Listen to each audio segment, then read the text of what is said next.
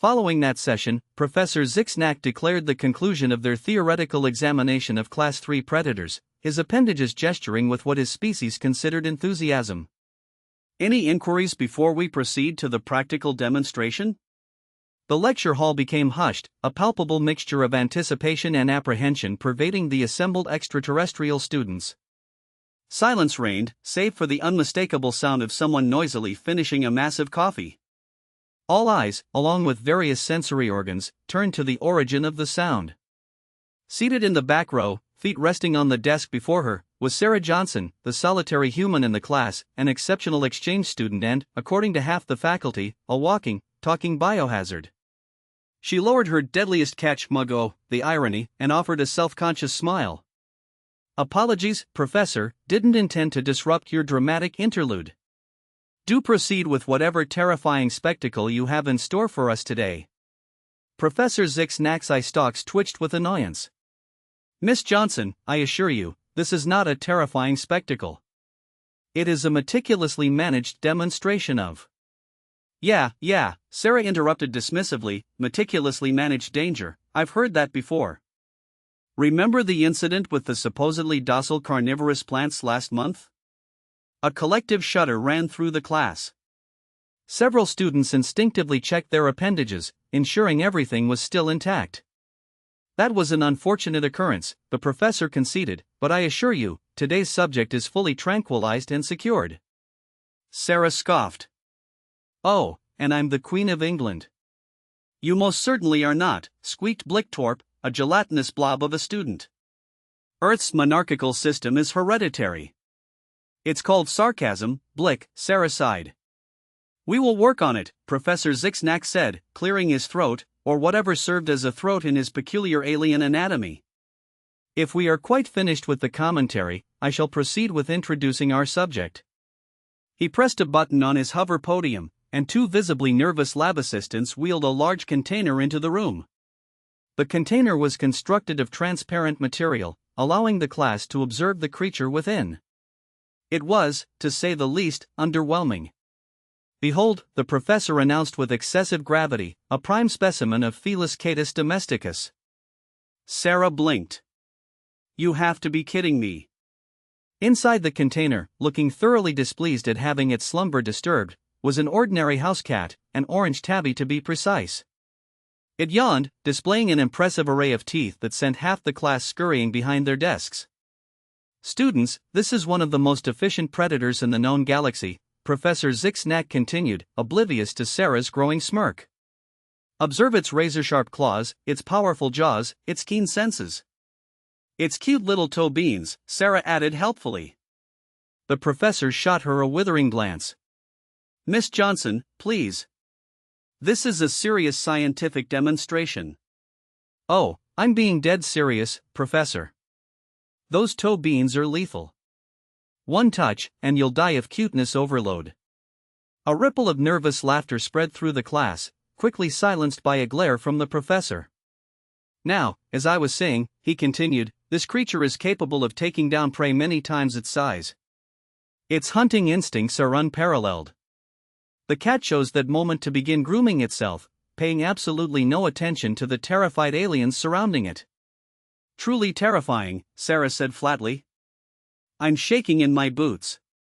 Professor Zixnack's color deepened to a richer shade of purple, a sign of frustration in his species. "Perhaps a practical demonstration will more effectively illustrate my point. I shall now attempt to handle the creature, demonstrating the proper technique for—" Whoa, Sarah said, sitting up straight, suddenly alert. "You're going to do what now?" "Handle the creature," the professor repeated slowly, as if addressing a particularly dim student. "I assure you, I am fully qualified and have studied Earth fauna extensively." Sarah raised an eyebrow. "Oh, and how much of that studying involved actually touching a cat?" The professor's silence was answer enough. "Yeah, that's what I thought," Sarah said, sighing and standing up. "Look, Professor, I appreciate the enthusiasm, but maybe we should leave the cat wrangling to someone with, actual experience." "Are you implying that you are more qualified than I am, Miss Johnson?" The professor's tone could have frozen nitrogen. Sarah shrugged. Well, I did grow up with 3 cats, worked at an animal shelter for 2 summers, and I'm not, terrified of my own shadow, so yeah, I'd say I'm a bit more qualified in this particular area. The class watched this exchange like a tennis match, heads swiveling back and forth between the increasingly flustered professor and the remarkably calm human. "This is preposterous," Professor Zixnack sputtered. "I will not have my authority undermined by a human," Sarah finished, her voice taking on a dangerous edge. "A death worlder. Go on, say it. We all know that's what you're thinking." The tension in the room escalated several notches. Even the cat seemed to sense it, pausing mid-lick to observe the drama unfolding. "Very well," the professor said after a long pause. "If you are so confident in your abilities, Miss Johnson, perhaps you'd like to demonstrate for the class." Sarah grinned, a predatory glint in her eye that made several students edge away from her. "Thought you'd never ask, Professor." She sauntered down to the front of the lecture hall, cracking her knuckles dramatically. The class held its collective breath as she approached the container. "Now, students," Sarah began, adopting a mockery of the professor's lecturing tone, "the first rule of handling a Felis catus domesticus, or, as we primitive humans call it, a kitty cat, is to remember one crucial fact." She paused for dramatic effect, her hand hovering over the container's release mechanism. "And what fact is that, Miss Johnson?" Professor Zixnack asked, unable to conceal his curiosity. Sarah's grin widened. "They can smell fear." With that, she hit the release button. The top of the container slid open, and chaos erupted. The cat, apparently deciding it had had quite enough of being a scientific specimen, leaped from its confinement with a meow that sent half the class diving for cover. Professor Zixnack emitted a most undignified shriek and attempted to climb his hover podium. Sarah, meanwhile, stood her ground. "Here, kitty kitty," she cooed, holding out her hand.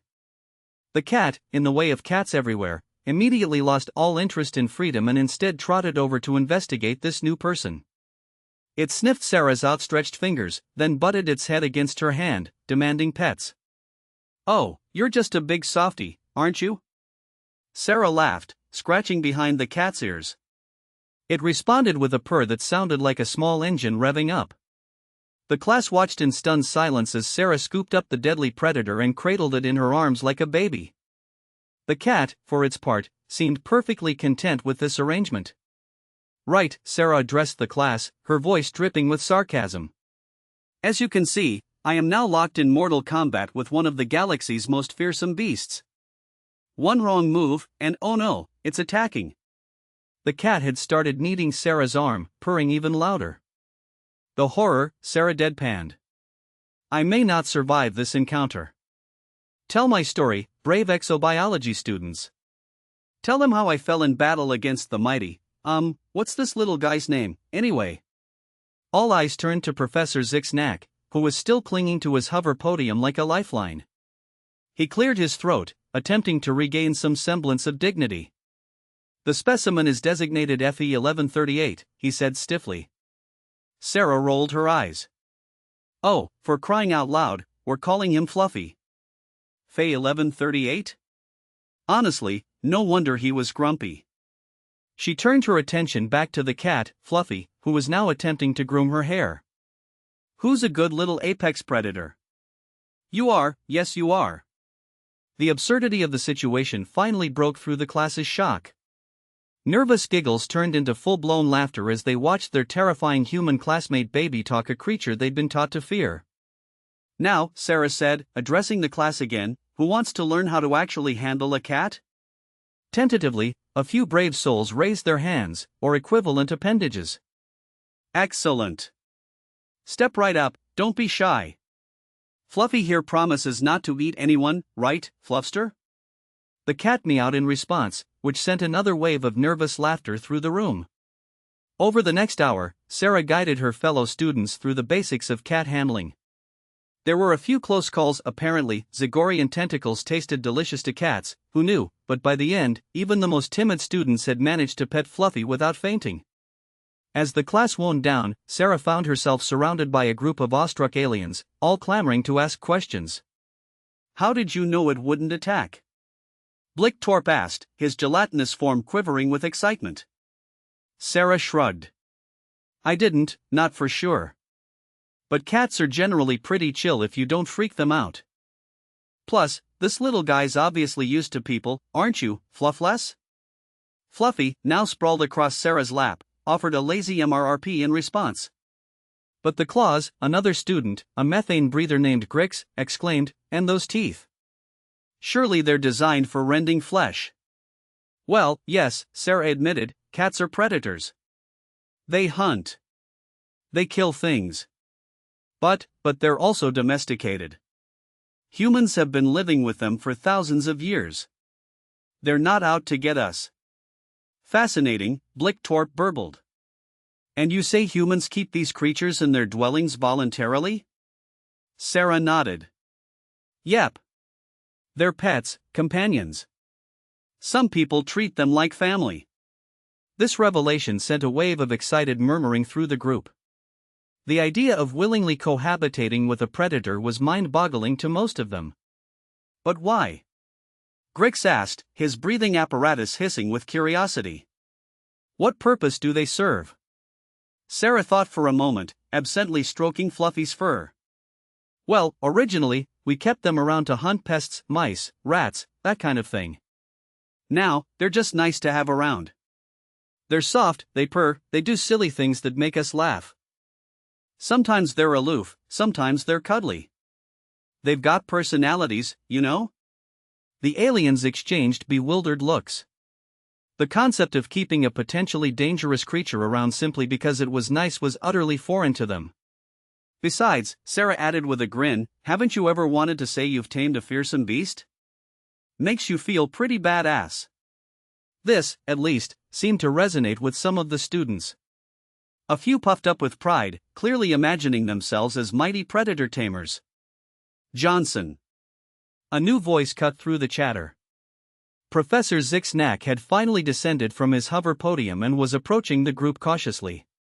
I must admit, your handling of the situation was impressive. Sarah raised an eyebrow. Why, Professor, was that almost a compliment? The alien's eye stalks twitched in what might have been embarrassment. Yes, well, while your methods were unorthodox, to say the least, I cannot argue with the results. The students seem to have learned a great deal. Always happy to help broaden some horizons, Sarah said, her tone softening a bit. Though maybe next time, give me a heads up before you bring live animals to class. I could have brought treats. Fluffy here would kill for some catnip. The professor's color shifted to a pale green, alarm. Kill? But you said. Sarah laughed. Figure of speech, Professor. Remind me to give you a crash course in human idioms sometime. Could save you a heart attack, or, whatever the equivalent is for your species. Professor Zixnack nodded slowly. I see. Yes, perhaps that would be beneficial. Your species' use of language is quite colorful. Oh, you have no idea, Sarah grinned. Now, what do you say we find Fluffy here a more comfortable place to hang out? Pretty sure the lab container isn't up to human standards of pet care. The professor agreed, and soon the class was trooping down to the biology department's vivarium. Sarah led the way, still cradling Fluffy, who had fallen asleep in her arms. As they walked, Sarah found herself bombarded with more questions from her classmates. But is it true that Earth felines can survive falls from great heights? Asked Siak, a bee-like insectoid being with a particular interest in physics. Yep, Sarah nodded. They've got this crazy ability to right themselves in midair, plus their bodies are basically built to absorb impact. There's stories of cats falling from skyscrapers and walking away with barely a scratch. This elicited a chorus of impressed clicks and whistles from the aliens. And they possess some form of mind control, do they not? This from Vexer, a telepathic species that was always suspicious of other beings' mental capabilities. Sarah almost tripped over her own feet. Wait, what? Mind control? Where'd you hear that? Vexer's antennae twitched nervously. Is it not true? We had heard that felines can bend humans to their will, forcing them to provide food and shelter. For a moment, Sarah just stared. Then she burst out laughing, startling Fluffy awake. Oh man, that's amazing. No, Vexer, cats don't have mind control. They're just really good at looking cute and pitiful when they want something. And yeah, it works on us more often than we'd like to admit. I do not understand, Vexer said, clearly confused. If they do not control your mind, why do you give in to their demands? Sarah shrugged, which was quite a feat while holding a cat. Because they're adorable, and we're suckers for it. She held Fluffy up, and the cat blinked sleepily at the assembled aliens. You try saying no to that. The aliens leaned in, studying Fluffy's face intently. A few of them made noises that Sarah interpreted as although it was hard to tell with some species. Fascinating, Professor Zixnack murmured, his scientific curiosity apparently overcoming his fear. The creature does seem to possess some quality that engenders a nurturing response, even in species not closely related to it. It's called being cute, Professor, Sarah said. Works across the galaxy, apparently. As they entered the vivarium, Sarah looked around critically. Okay, we're going to need to make some adjustments here. Fluffy's going to need a litter box, some toys, a scratching post, and somewhere high up to perch. Cats love to be up high. The professor blinked all four of his eyes. Miss Johnson, this is a scientific research facility, not a pet store. I know, Sarah finished for him. Yeah, I get that. But if you're going to keep Fluffy here for study, you need to make sure he's comfortable. Happy cat, better research results, trust me on this. To her surprise, the professor didn't argue. Instead, he turned to the class. Well, you heard Miss Johnson. It seems we have a new project, creating a suitable habitat for our guest. The next few hours were a flurry of activity as the class worked together to create a cat paradise in the corner of the vivarium. Sarah directed operations like a seasoned general, delegating tasks and offering guidance. No, Grix, the litter box doesn't go next to the food bowl. Would you want your toilet next to your dining table? Blicktorp, buddy, I appreciate the enthusiasm, but maybe let someone with, solid arms handle the scratching post assembly. Siak, that's not actually, you know what? That's a pretty awesome cat toy you've engineered there. Fluffy's going to love it. Throughout it all, Fluffy supervised from Sarah's arms, occasionally offering a mew of approval or a disdainful flick of the tail. As the makeshift cat habitat neared completion, Sarah noticed Professor Zixnack hovering nearby, his eye stalks twitching with what she'd come to recognize as curiosity. Something on your mind, Professor? She asked. The alien scientist startled slightly. Miss Johnson. I was merely observing. Your expertise in this area is quite remarkable. Sarah shrugged. It's not expertise, really, just experience. When you grow up with cats, you learn this stuff by osmosis. Osmosis? The professor's color shifted to a confused yellow. I was not aware that felines had the ability to transfer knowledge through semi-permeable membranes. Sarah bit back a laugh. No, it's just an expression. It means you pick things up without really trying, just by being around them. I see, Professor Zixnack said, though his tone suggested he didn't really.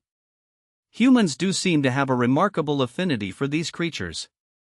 I must admit, I find it puzzling. Sarah considered this for a moment, absently scratching Fluffy behind the ears. I guess it would seem weird from an outside perspective, but humans have a long history of bonding with other species: dogs, horses, cats, even some animals you'd think would be way too dangerous. The professor's eye stalks perked up with interest. Oh? Such as? Well, there are people who keep big cats as pets, lions, tigers, that sort of thing. It's not really a good idea, mind you, but it happens. Then you've got folks who work with elephants or train bears for movies.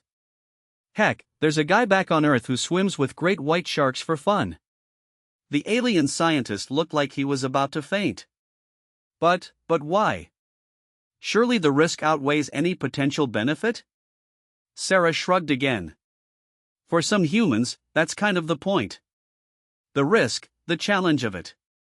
Taming the untamable, you know? But for most of us, it's simpler than that. We just like animals. They're interesting, they're often cute, and there's something really special about forming a bond with a creature that's so different from you.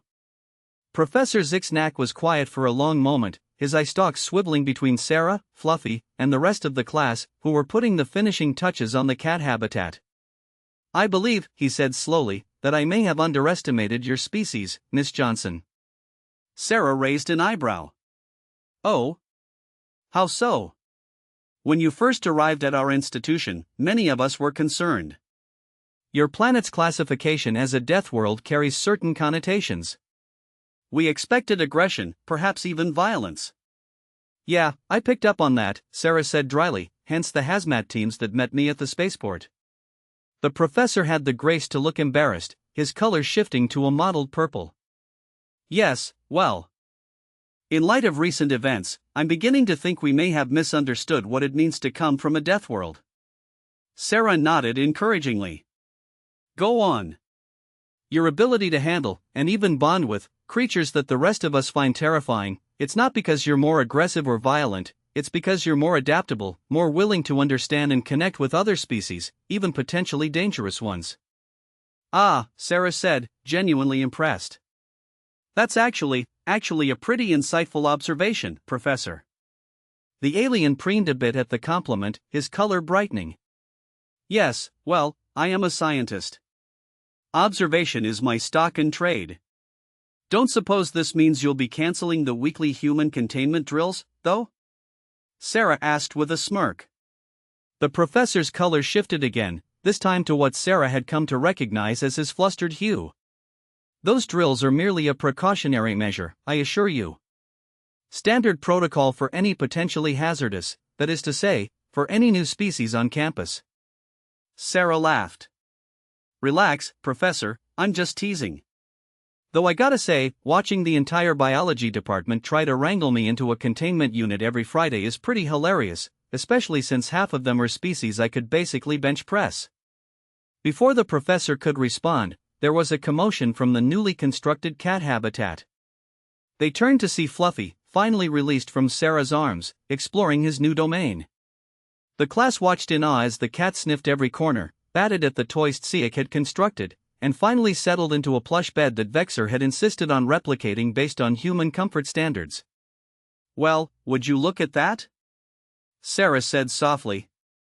"I think he likes it." As if on cue, Fluffy began to purr, the sound reverberating through the vivarium. Several of the alien students jumped back in alarm. "It's vibrating!"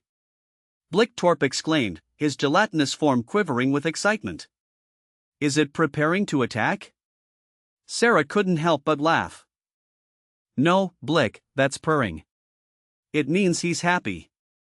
"Fascinating," Professor Zixnack murmured, edging closer to the habitat. "And this purring, it's a common behavior in Earth felines?" Sarah nodded. "Yep. It's one of the reasons humans find them so soothing to be around." "There's actually some evidence that the frequency of a cat's purr can have healing properties for humans." This set off a new round of excited chatter among the students. Sarah could practically see the gears turning in the professor's head, no doubt already planning new research projects. "You know," Sarah said, a mischievous glint in her eye, "if you really want to understand Earth felines, there's no substitute for hands-on experience." The professor's eye stalks swiveled towards her suspiciously. "What exactly are you suggesting, Miss Johnson?" Sarah grinned. "I'm saying, Professor, that it's time for you to make a new friend." Before the alien scientist could protest, Sarah had gently but firmly guided him to the entrance of the habitat. Fluffy, spotting a new potential source of attention, trotted over. "Miss Johnson, I really don't think this is any see." The professor's objection cut off in a startled squeak as Fluffy rubbed against his tentacles, purring even louder. "See?" Sarah said encouragingly. "He likes you. Go on, give him a little scratch behind the ears. Carefully." With a trembling tentacle, Professor Zixnack reached out and gently stroked Fluffy's head. The cat leaned into the touch, purring contentedly. "Oh my," the professor breathed, his color shifting to a warm, pleased orange. "That's quite remarkable." The rest of the class watched in amazement as their formerly terrified professor bonded with the creature he'd been so afraid of just hours before. Slowly, one by one, they began to approach the habitat, each taking a turn to interact with Fluffy under Sarah's guidance. As the afternoon wore on, Sarah found herself sitting on the floor of the vivarium, surrounded by her alien classmates, all of whom were peppering her with questions about Earth animals, human-animal bonds, and life on a death world. So, if cats are considered easy pets, Grix asked, his methane breather hissing with excitement, what kind of creatures do humans keep that are considered challenging? Sarah thought for a moment. Well, there's always exotic reptiles, snakes, large lizards, that sort of thing. They need very specific environments and diets. Oh, and some people keep birds of prey, like falcons or eagles. That's a whole skill set in itself. And humans enjoy this challenge? Sia clicked his compound eyes, gleaming with curiosity. Some do, yes, Sarah nodded. For a lot of humans, the harder something is to do, the more satisfying it is when you succeed. Plus, there's just something cool about having a bond with an animal that most people wouldn't dare to approach. This set off another round of excited chatter among the aliens. Sarah couldn't help but smile. Who would have thought that a simple house cat would be the key to bridging the gap between her and her xenobiology classmates? As the day drew to a close, Professor Zixnack called for the class's attention. Sarah was surprised to see that he was still in the cat habitat, Fluffy curled up contentedly beside him. "Students," he began, his voice carrying a new note of enthusiasm, "today's unconventional lesson has opened my eyes to new possibilities in our field of study, and Miss Johnson's expertise has shown us that there is much to learn about interspecies relationships, particularly when it comes to creatures from death worlds like Earth." Sarah felt a warmth in her chest at the professor's words. It was nice to be seen as more than just a walking biohazard for once. "And therefore," the professor continued, "I am proposing a new course of study, Practical Xenology, Earth Edition. Miss Johnson, would you be willing to assist in designing and teaching this course?" Sarah blinked in surprise. "Me? Teach?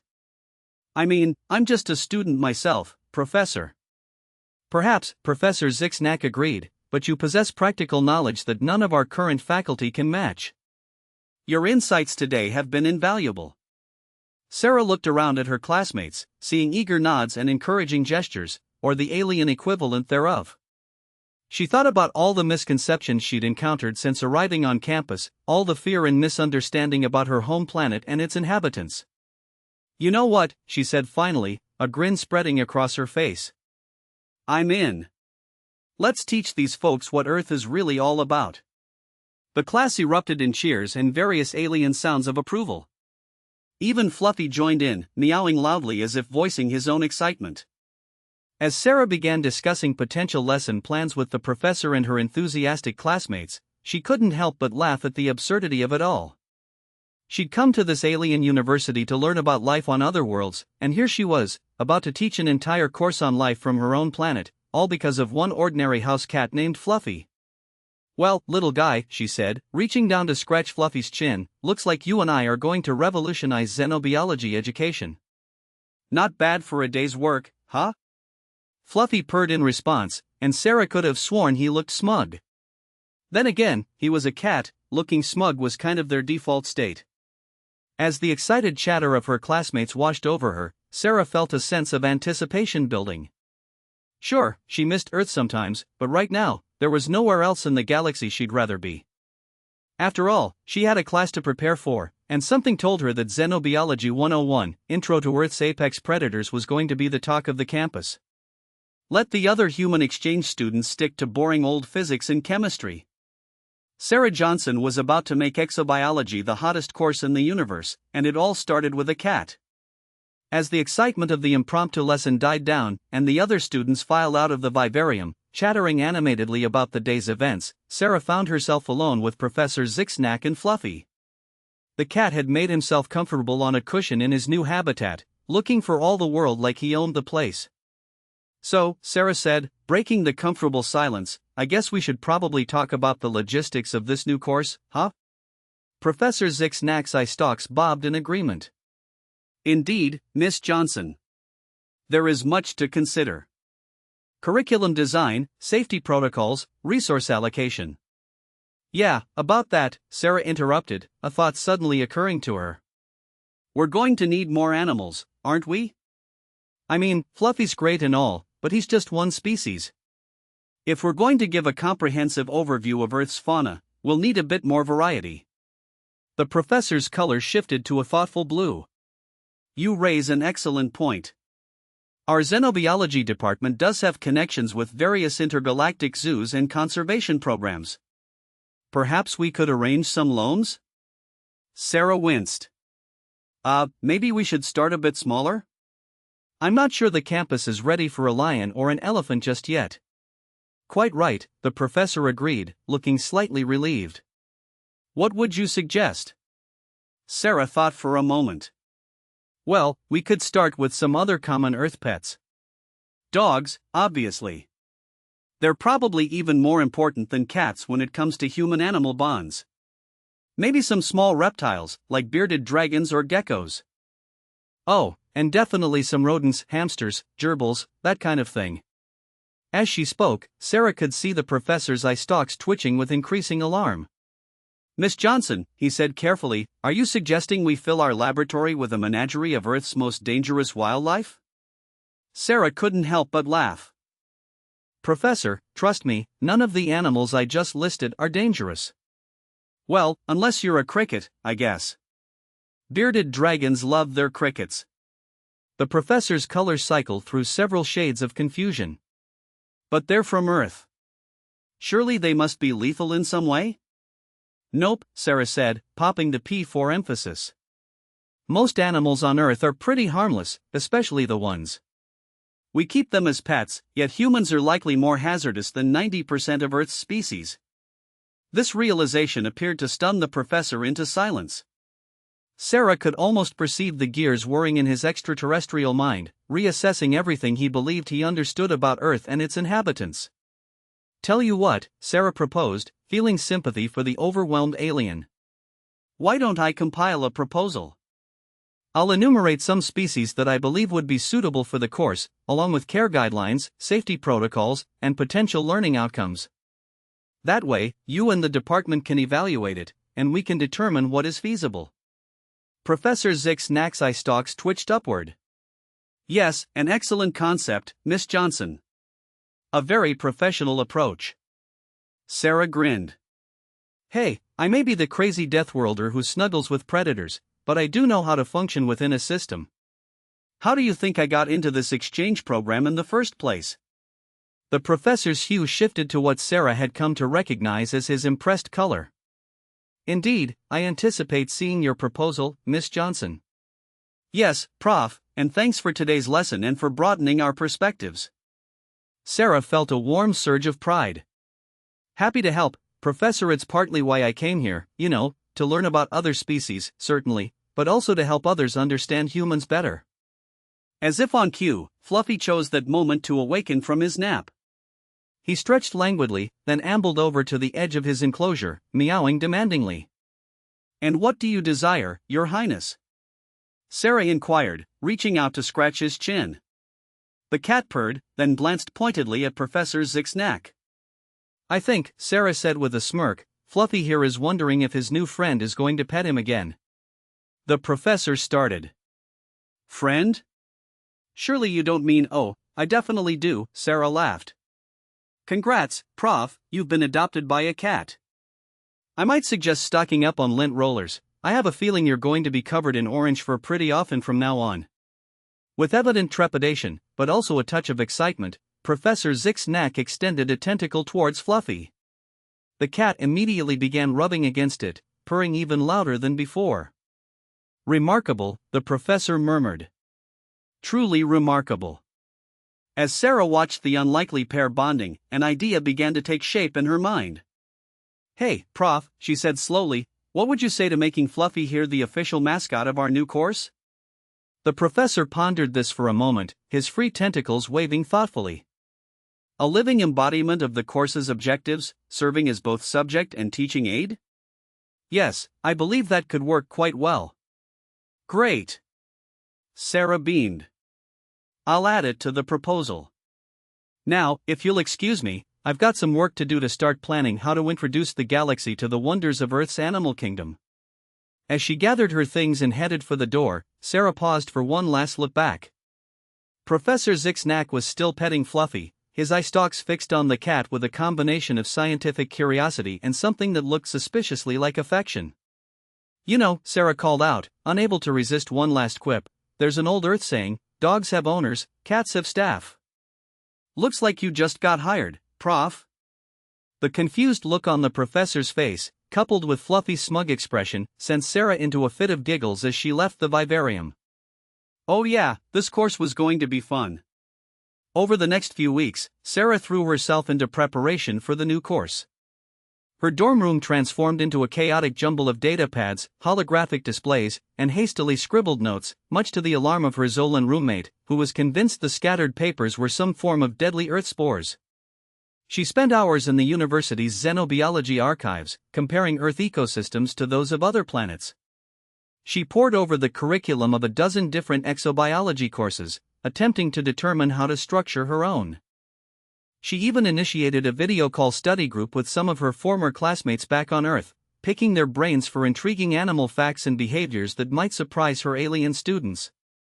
But Sarah's favorite aspect of the preparation was her daily visits to Fluffy. The cat had become something of a celebrity on campus, with students from all departments finding excuses to stop by the vivarium for a peek at the famous Earth predator, much to Sarah's amusement. Professor Zixnack had taken to spending his lunch breaks with Fluffy, alternating between taking meticulous notes on the cat's behavior and engaging in what could only be described as baby talk, though the universal translator struggled mightily with that particular form of communication. It was during one of these visits that Sarah had a breakthrough.